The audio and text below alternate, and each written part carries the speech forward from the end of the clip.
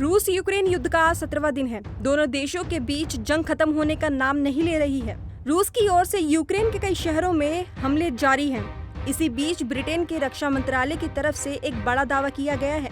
रूसी रक्षा मंत्रालय ने यूक्रेन में इंसान को पल भर में भाप बनाने वाले खतरनाक वैक्यूम बमों के इस्तेमाल की बात मानी है। यूक्रेन में वैक्यूम बमों के इस्तेमाल से आम नागरिकों के लिए भी खतरा पैदा हो गया है। इससे पुतिन के खिलाफ वॉर क्राइम का मुकदमा भी चलाया जा सकता है।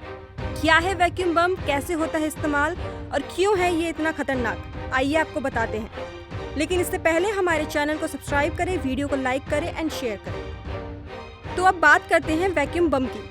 ब्रिटिश रक्षा मंत्रालय ने कहा है कि रूस ने माना है कि वह यूक्रेन के खिलाफ वैक्यूम बम यानी थर्मोबैरिक हथियारों का इस्तेमाल कर रहा है। हालांकि रूस ने खुद अभी इसके इस्तेमाल की पुष्टि नहीं की है।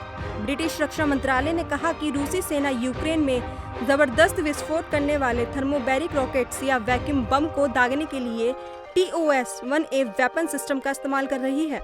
थर्मोबैरिक हथियार बहुत ही खतरनाक माने जाते हैं क्योंकि ये सेम साइज के पारंपरिक विस्फोटों की तुलना में कई ज्यादा घातक होते हैं और अपने धमाके के आसपास के इलाके से भी ज्यादा तबाही मचा पाते हैं। अमेरिका में यूक्रेन के राजदूत ओक्साना मार्कोरोव भी यूक्रेन के खिलाफ युद्ध में रूस के इन खतरनाक हथियारों के इस्तेमाल का आरोप लगा चुके हैं। क्या होता है वैक्यूम? वैक्यूम बम दुनिया के सबसे घातक और गैर परमाणु बमों में गिना जाता है। वैक्यूम बम हवा से ऑक्सीजन को सोख कर एक हाई टेम्परेचर ब्लास्ट करता है। वैक्यूम बम विस्फोटक बड़े इलाकों में फैल जाता है। इसकी वेव आम विस्फोटकों की तुलना में ज्यादा देर तक रहती है। वैक्यूम बम इंसान के फेफड़ों से हवा को चूसता है। इससे फेफड़ों में लिक्विड भर जाता है। इसके विस्फोटक से व्यक्ति के फेफड़े फट जाते हैं। इसकी वेव इंसान के शरीर को पल भर में भाप बना देती है। कैसे काम करते हैं वैक्यूम या थर्मोबैरिक बम? थर्मोबैरिक बम को वैक्यूम बम या एयरसोल बम या फ्यूल एयर एक्सप्लोसिव भी कहते हैं। वैक्यूम बम में दो अलग अलग एक्सप्लोसिव चार्ज के साथ एक फ्यूल कंटेनर भी होता है। इस बम को रॉकेट के रूप में लॉन्च किया जा सकता है या विमान से बम के रूप में गिराया जा सकता है। जब ये अपने लक्ष्य से टकराता है तो पहला एक्सप्लोसिव चार्ज कंटेनर को खोलता है और बड़े पैमाने पर फ्यूल मिक्सचर को बादल के रूप में बिखेर देता है। आम विस्फोटकों की तुलना में थर्मोबैरिक बम कई गुना ज्यादा एनर्जी और शॉक वेव पैदा करते हैं। थर्मोबैरिक बम का पानी के अंदर ज्यादा ऊंचाई और प्रतिकूल मौसम के यूज नहीं किया जा सकता। थर्मोबैरिक बम या हथियार मजबूत इमारतों को नष्ट कर सकते हैं लेकिन लोगों को मार सकते हैं या घायल कर सकते हैं। दुनिया में कहाँ हुआ था थर्मोबैरिक हथियार या बम का यूज? इन हथियारों का सबसे पहले इस्तेमाल दूसरे विश्व युद्ध के दौरान जर्मनी में किया गया था। 1960 के दशक में अमेरिका के वियतनाम के खिलाफ इनका इस्तेमाल किया था। आधुनिक थर्मोबैरिक हथियारों के विकास सोवियत संघ और अमेरिका ने 1960 के दशक में ही शुरू कर दिया था। अमेरिका ने 2002 में ओसामा बिन लादेन को मारने के लिए अफगानिस्तान में इसका यूज किया था। 2017 में भी अमेरिका ने ISI के खिलाफ अफगानिस्तान में इन बमों को गिराया था। रूस ने चेचन्या के खिलाफ 1999 में थर्मोबैरिक बम का इस्तेमाल किया था। इसके अलावा रूस पर 2016 में सीरिया में भी इनके इस्तेमाल का आरोप है। अब 2022 में यूक्रेन में भी रूस पर इनके यूज का आरोप है। इन बमों का इस्तेमाल किलेबंदी, सुरंगों, बंकरों, गुफाओं को तबाह करने में होता है। ये बम शहरी इलाकों में ज्यादा तबाही मचा सकते हैं। बेहद घातक होने के बावजूद वैक्यूम या थर्मोबैरिक बमों के इस्तेमाल पर प्रतिबंध लगाने के लिए कोई अंतर्राष्ट्रीय कानून नहीं है। हालांकि अगर कोई देश इनका इस्तेमाल आम नागरिकों, रिहायशी इलाकों, स्कूलों या अस्पतालों को निशाना बनाने के लिए करता है तो उसके खिलाफ हेग कन्वेंशन 1899 और 1907 के तहत वॉर क्राइम यानी युद्ध अपराध का मुकदमा चलाया जा सकता है।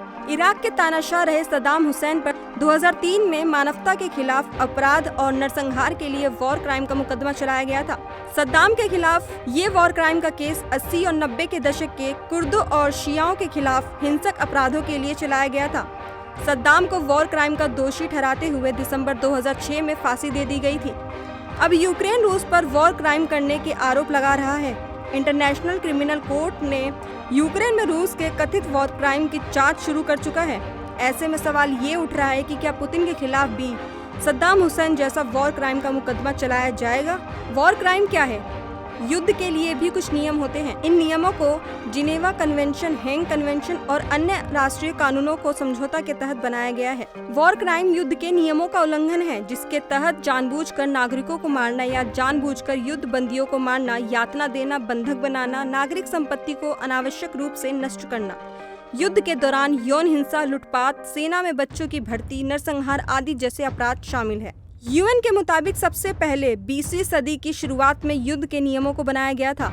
इन नियमों को हेग कन्वेंशन 1899 और 1907 और 1864 से 1949 के दौरान जिनेवा कन्वेंशन के तहत हुई 4 संधियों से तय किया गया था। हेग कन्वेंशन जहां युद्ध के समय कुछ घातक हथियारों जैसे एंटी पर्सनल, लैंड माइन और केमिकल या बायोलॉजिकल वेपन्स आदि के इस्तेमाल पर रोक लगाता है, तो वहीं जिनेवा कन्वेंशन युद्ध के दौरान किए जाने वाले वॉर क्राइम के नियम निर्धारित करता है। अब बात है वर्तमान में युद्ध के नियमों को बनाए रखने और युद्ध अपराधों को तय करने के लिए दुनिया में 2 इंटरनेशनल कोर्ट है, इंटरनेशनल क्रिमिनल कोर्ट यानी ICC और इंटरनेशनल ऑफ जस्टिस यानी ICJ।